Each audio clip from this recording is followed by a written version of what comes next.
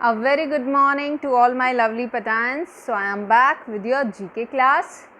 So today in GK we'll do the chapter number 14, Scientific Instruments, chapter number 15, Importance of Science, and chapter number 16, Water, the Sense of Life. So you have to learn these chapters and complete these chapters in your GK book. Okay. So we'll do one by one. So everyone just take out your GK books fast and keep your stationery ready with you. So let's start. So this is your 14th chapter, Scientific Instruments. So all of you write down today's date, and this chapter can come in the form of one word fill-ups, MCQs, and also it can come in the match the following. Okay, so you have to prepare accordingly. So scientists have divided many instruments for different purposes. So देखो, we use different instrument. हम अलग अलग instruments use करते हैं अलग अलग purpose के लिए, यानी कि अलग अलग काम करने के लिए. ओके, सो साइंटिस्ट ने भी अलग अलग इंस्ट्रूमेंट्स को अलग अलग पर्पज़ के लिए जब हम इंस्ट्रूमेंट को यूज़ करते हैं तो they have divided this instruments for different purposes. So today we are going to learn few of them. Okay, so first is instrument used for recording unusual electrical fluctuations of heart. This one we have already done in your computer also. Example of hybrid computer, yes, ECG, and your spellings you can see from the help box given at the bottom here. Okay, so we'll write ECG, electrocardiogram machine. तो basically ये machine क्या करती है, it records the electrical signals of heart. Okay, so the signals are shown as waves. You can see these waves on an attached computer monitor और a printer. Printer पे भी आप देख सकते हैं, और इस तरह का मॉनिटर वहाँ पे लगा होता है, उसमें भी आप ये सिग्नल्स देख सकते हैं. So will write here electrocardiogram और ECG in short. Okay, now this instrument used for measuring electric current. Electric current को मेजर करने के लिए हम इस इंस्ट्रूमेंट को यूज़ करते हैं, and we call it volt meter. Volt meter. Okay, देखो इलेक्ट्रिसिटी होती है तो इलेक्ट्रिसिटी किसकी वजह से होती है, जब उसमें करंट फ्लो करता है. आपने कई बार सुना होगा कि किसी को इलेक्ट्रिक शॉक लग गया है, तो वो क्या होता है, करंट लगना ही, उसी को हम बोलते हैं इलेक्ट्रिक शॉक. तो कितना ज़्यादा करंट है, कितने एम्पियर का है, एम्पियर यूनिट होती है आपके करंट की, तो उसको मेजर करने के लिए we use volt meter. Okay, now you can see this instrument. It is used for viewing small object by magnifying them. Magnifying का मतलब है कि उनको बड़ा करके देखना. Okay, so the answer is microscope. So we'll write here microscope. So microscope is used to see the objects which are too small to be seen by naked eyes. Means सिर्फ हम अपनी आँखों से अगर उन ऑब्जेक्ट्स को देखेंगे तो वो इतने स्मॉल होते हैं कि वो हमें क्लियरली विजिबल नहीं होंगे. इसलिए हम माइक्रोस्कोप यूज़ करते हैं. माइक्रोस्कोप से वो हमें बड़े दिखते हैं. कैसे दिखते हैं, बड़े दिखते हैं. Okay, now come to the fourth one. Next is this instrument is used for measuring earthquake intensity. So जब भी अर्थक्वेक आता है, भूकंप आता है, तो वो कितना स्ट्रॉन्ग था, अर्थक्वेक इंटेंसिटी का मतलब है कि वो अर्थक्वेक, वो भूकंप कितना स्ट्रॉन्ग था, उसको मेजर करने के लिए हम ये मशीन यूज़ करते हैं, ये इंस्ट्रूमेंट यूज़ करते हैं, and we call it seismograph. So we'll write here seismograph.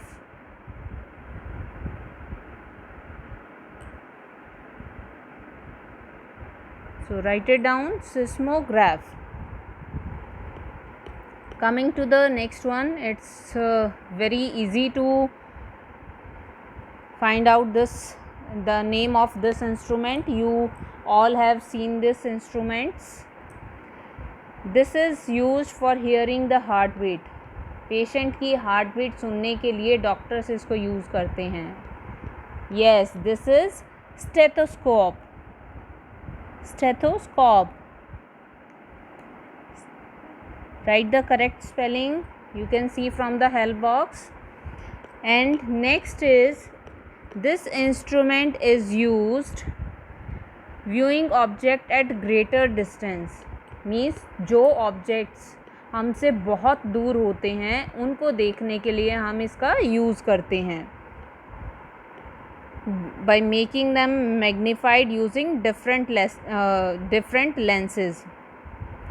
Okay, magnifying का मैंने पहले भी मतलब बताया था आपको. मैग्नीफाइंग का मतलब होता है to make something look bigger, किसी चीज़ को बड़ा करके देखना. Okay, so this is telescope, यानी कि जो बहुत दूरी पे होती हैं उनको देखने के लिए हम टेलीस्कोप यूज़ करते हैं, और जो बहुत छोटी चीज़ें होती हैं, स्मॉल होती हैं साइज़ में, उनको देखने के लिए हम माइक्रोस्कोप यूज़ करते हैं. ओके, सो स्टार्स को देखने के लिए वी यूज़ टेलीस्कोप बिकॉज वो हमसे बहुत ज़्यादा दूरी पे हैं. ओके, तो जो बहुत ज़्यादा दूरी पे होते हैं एट ग्रेटर डिस्टेंस, उनके लिए हम यूज़ करते हैं telescope. Okay, now CT scan is an instrument that x-rays the whole body. CT scan जो इंस्ट्रूमेंट होती है, जो मशीन होती है, वो क्या करती है, हमारी पूरी बॉडी का एक्सरे करती है. मीन्स हमारी पूरी बॉडी को स्कैन करती है. Okay, an instrument use for relative density of milk is called lactometer. So milk कितना ज़्यादा प्योर है उसको मेजर करने के लिए हम इंस्ट्रूमेंट यूज़ करते हैं lactometer. Okay, so you have to do this chapter, revise it also, learn it also. Now coming to the next chapter, write down today's date. Chapter 15, importance of science. So importance of science मतलब कि जो भी science होते हैं, चिन्ह होते हैं, निशान बने हुए होते हैं, सिंबल्स बने हुए होते हैं, उनकी क्या इम्पोर्टेंस है. So in this chapter we have some symbols, some signs here, and we have help box. So we have to find it out what they mean. Okay, so first is do not enter. Do not enter. So as it is written, do not enter, it is a do not enter sign जहाँ पे किसी को भी जाने की permission नहीं होती. Okay, next you can see a mobile phone is there and उस पर एक रेड मार्क लगा हुआ है. मीन्स यहाँ पे आपको मोबाइल फ़ोन्स अलाउड नहीं होते हैं. So you must keep your phones switch off. So we'll write here switch off mobile phones. Switch off mobile phones. Okay, and next you can see this is the high voltage. High voltage sign means यहाँ पे आपको electric shock लगने के बहुत ज़्यादा chances होते हैं, इसीलिए साइन दिया गया है that stay away from this is a high voltage area. Okay, ये हाई वोल्टेज एरिया है, तो just stay away from there, you can get an electric shock. So इसीलिए ये साइन बनाया जाता है जहाँ पे हाई वोल्टेज होती है. Now coming to this this is the sign of flammable material. Flammable का मतलब होता है जो ईजिली बर्न हो सकता है, ईजिली जो जल सकता है. सो यहाँ पे हमें जो फ्लेमेबल मटेरियल्स हैं उनको दूर रखना चाहिए. ठीक है, flammable material. Next sign you can see here, you must have seen this sign. This is the no smoking sign, यानी कि धूम्रपान करना निषेध है. यहाँ पे धूम्रपान करना अलाउड नहीं है. You are not allowed to do smoking. As we know, smoking is not good for health. Okay, so you will see this sign at many public places and hospitals, at airports, railway station, bus stops, etc. This sign you must have seen in the movies, in serials also. It's a danger sign. It's a danger sign, means वहाँ पे खतरा है, सो वहाँ पे हमें नहीं जाना है. Okay, we have to avoid going at such places where you see this sign. Okay, next is this is the sign of a health hazard. Hazard का मतलब होता है खतरा, रिस्क, डेंजर. सो पर्टिकुलरली ये साइन रिलेटेड होता है आपके health hazard से. सो अभी यहाँ पे हमें हैज़ार्ड ही गिवन है हेल्प बॉक्स में, so will write here hazard only. So ये पर्टिकुलरली हेल्थ हैज़ार्ड से होता है कि ये ऐसा एरिया जहाँ से we can get some illness, some disease, so we have to stay away from that places. Okay, this sign you can see that this person is moving and it's a red sign on it, so it means no pedestrian, means यहाँ पे कोई भी पैदल यात्री allowed नहीं है, कोई भी पैदल यहाँ नहीं जा सकता. सो विल राइट हेयर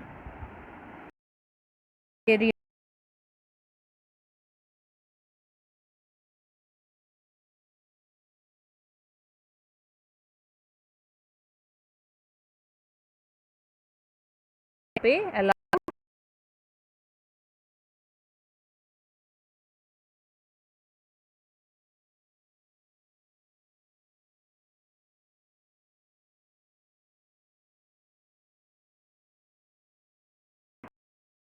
से पहले किसी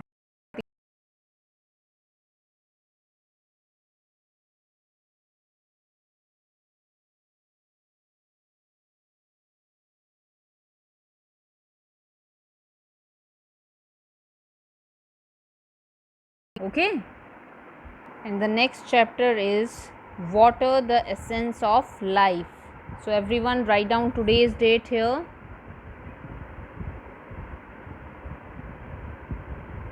Okay, and this chapter can come in the form of MCQs, one word fill up or match it. So water, the essence of life. So what does essence means? Essence का मतलब होता है the basic or most important quality of something. Okay, means healthy water. Essence of life का मतलब है कि ये water क्या है, एक necessity है जिसके बिना हम survive नहीं कर सकते हैं. So no living thing can survive very long without it. कोई भी living thing water के बिना survive नहीं कर सकता है. Okay, so water is life. Water science is an interesting subject. Water is life means जल ही जीवन है. आपने ये quotation सुनी भी होगी. So in this chapter we'll study about water. So first is what is the freezing point of water, यानी कि water किस time freeze करना, freeze means जमना start कर देता है, at which temperature. So जिस temperature पे हमारा water जो है freeze करना start होता है उसे हम कहते हैं freezing point. Okay, so the answer is 0 degree Celsius. The C is for Celsius. Okay, so 0 degree temperature वो टेम्परेचर है जिस टेम्परेचर पे आपका लिक्विड जो वाटर होता है लिक्विड से सॉलिड फॉर्म में चेंज हो जाता है, यानी कि जो कि आपकी आइस होती है। ओके, सो फ्रीजिंग पॉइंट पे आपका वाटर जो है वो आइस बनना शुरू हो जाता है, फ्रीज़ हो जाता है water. Next is what is the boiling point of water. Water का बॉइलिंग पॉइंट क्या है? जिस टाइम पे वाटर बॉयल करना स्टार्ट हो जाता है उसे हम क्या, कौन सा होता है वो टेम्परेचर? सो उस टेम्परेचर को हम बेसिकली कहते हैं boiling point. So the answer is 100 degree Celsius. So tick on the box given in front of 100 degree Celsius. Next we have water in solid form is known as. तो जब आपका water जो है वो solid form में आ जाता है तो उसे हम क्या कहते हैं? लिक्विड, सॉलिड और gas? Tell me. Solid form में, sorry I have spoken the wrong options. The options are ice, crystal और dry ice. What will be the answer? क्या आंसर होगा? सॉलिड फॉर्म में कौन सी फॉर्म होती है आपके वाटर की? Yes, ice. So will take on the box given in front of ice. Now come to the next. Water at room temperature is a dash. So room temperature पे water क्या होता है? Liquid, solid और gas? Room temperature पे। Room temperature means आप suppose आप kitchen से पानी लेके आते हैं, किचन में भी पानी रखा है, फिर आप उसको रूम में ले आते हैं, तो वो दोनों क्या है? रूम टेम्परेचर पे ही होता है वो आपका नॉर्मली जो पानी होता है। जब हम फ्रीज़ में रखते हैं तब उसका टेम्परेचर चेंज हो जाता है, जब हम उसको बॉयल करते हैं तब उसका टेम्परेचर चेंज हो जाता है। बट जब वो किचन में मटके में रखा है या बॉटल में रखा है रूम में, सो वो क्या होता है? रूम टेम्परेचर पे होता है। तो कैसा होता है रूम टेम्परेचर पे? Yes, very good, liquid. So will tick on the box given in front of liquid. Next is water that is suitable for drinking is known as. So जो drinking के लिए अच्छा होता है वो कौन सा वाटर होता है? Yes, yes, the answer is portable water. So portable water वो होता है जो हम ड्रिंक करते हैं, जो ड्रिंकिंग के लिए सेफ़ होता है, जो हम वेजिटेबल्स में फूड प्रिपरेशन में यूज़ करते हैं। So that is portable water. Okay, so natural water जो होता है वो क्या होता है आपका? जिसमें इम्प्योरिटीज़ होती हैं। और distilled water is a water that has been boiled into vapours and again condensed into liquid in a separate container. जिसको पहले बॉयल किया जाता है, उसके वाटर वेपर्स बनाए जाते हैं और वाटर वेपर्स को दोबारा से कन्वर्ट किया जाता है टाइनी ड्रॉपलेट्स ऑफ वाटर, पानी की छोटी छोटी बूंदों में। ओके, आपने कभी नोटिस किया होगा, आपके पेरेंट्स ने ज़रूर किया होगा, आप अपने पेरेंट्स से पूछ सकते हैं दैट कभी भी वो जब वेजिटेबल बनाते हैं तो अगर हम उसको लीड लगा के कवर कर देते हैं बर्तन को, सो वो उसके बर्तन के अंदर जो पानी होता है वो बॉयल होता है, उसके वाटर वेपर्स बनते हैं और जो लीड होती है ना उस पर छोटी छोटी वाटर की ड्रॉपलेट्स बन जाती हैं। सो उन्हीं ड्रॉपलेट्स को कलेक्ट कर लिया जाता है वापस से और उसको स्टोर किया जाता है, वो होता है आपका distilled water. Okay, next is conversion of water into water vapours is known as. जब हम वाटर को वाटर वेपर्स में कन्वर्ट करते हैं तो इसको क्या कहते हैं? Vaporisation, freezing, condensation? Yes, vaporisation. So will take on the first box. देखो, वाटर को वाटर वेपर्स में कर रहे हैं। Okay, so the answer will be vaporisation. Which chemical is added to drinking water to kill germs that causes illness. So drinking water में कौन सा chemical add किया जाता है जो जर्म्स को किल करता है, जिन जर्म्स की वजह से हम इल हो सकते हैं, बीमार हो सकते हैं? Yes, chlorine. So tick on the box given in front of chlorine. Steam is which form of water? Steam is which form of water? Solid, liquid or gas? What will be the answer? Steam. तो कई बार आपको cold होता है तो मम्मा बोलती है ना steam लेनी है, आप स्टीम लेते हो, भाप लेते हो, तो वो कौन सी फॉर्म होती है वाटर की? Yes, very good. Gas. So we'll tick on the box given in front of gas. It is opposite of evaporation. It takes place when water vapors in the air condensed from a gas back into a liquid form. So अभी मैंने आपको बताया था कि water vapors जो air में होते हैं वो कंडेंस होके बैक लिक्विड फॉर्म में आते हैं, यानी कि टाइनी ड्रॉपलेट्स ऑफ वाटर में आ जाते हैं. सो उस प्रोसेस को हम क्या कहते हैं? Condensation. We call it condensation.